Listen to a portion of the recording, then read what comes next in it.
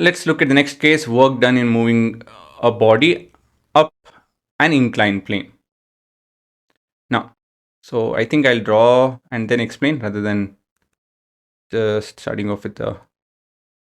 So we have a slope which is making an angle of theta with the horizontal, and along somewhere along here we have an object.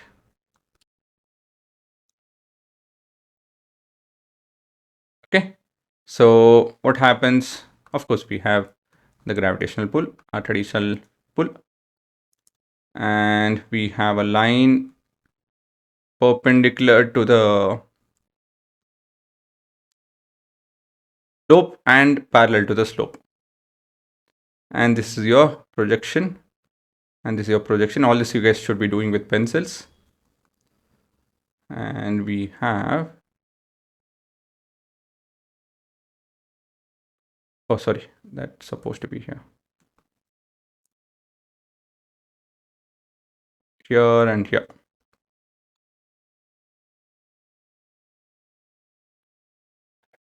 Okay, so this is your resolved form. All this should be natural by now. So this is mg, and this will be mg cos theta, and this will be, oh yeah, sorry, this is theta, and this is mg sin theta. We already discussed quite some time why is this theta. And yeah, on resolving, you got these two components from mg. So I'll explain that a bit. So we are trying to pull it upwards. So this is moving a body up the incline. We're trying to pull it up. And also one more force that will come up here is the normal force. Because of that only we have frictional force, right? If you are able to elevate, then you just have to move against the gravity. So because of this we have, yes, Fk. We are moving it, so we have Fk. So it's already moving, by the way. Okay, so a quick note on the angle. This is only a note. You need not write this in your exam. I'll make a note over here. So we have a slope like this, and this is your perpendicular line somewhere over there, and this is a line parallel to or perpendicular to your ground to that point. Then what else?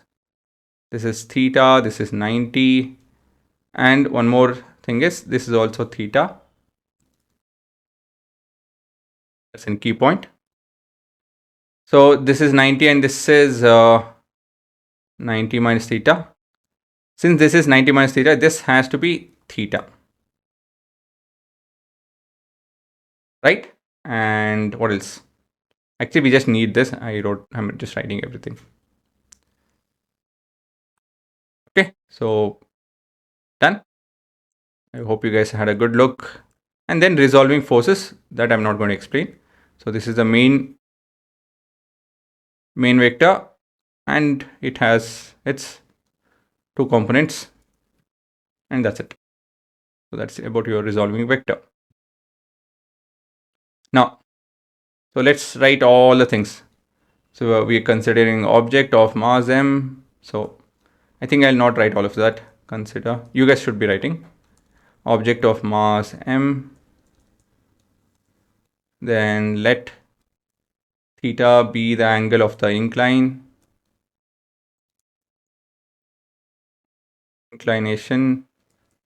Or the incline. Now, a force F acts on the object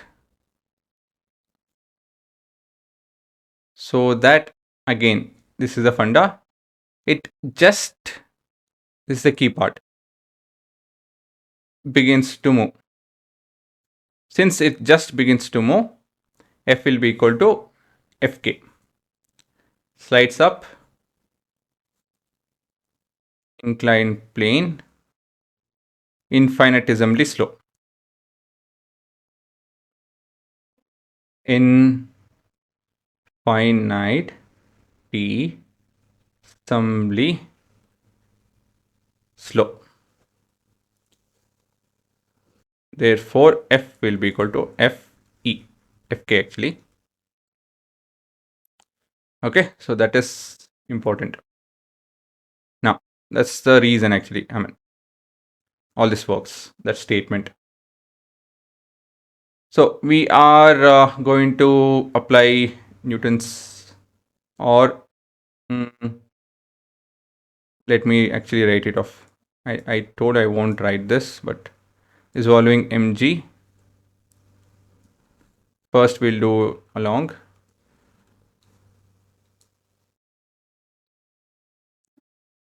the slope. So this will be equal to mg sine theta, or perpendicular to slope, not along the slope, perpendicular to the slope. This will be mg cos theta, right? Provided we consider this as positive and this as positive. I think we'll just go with that. Okay, both are actually negative. This is in terms of magnitude though. So then now we'll applying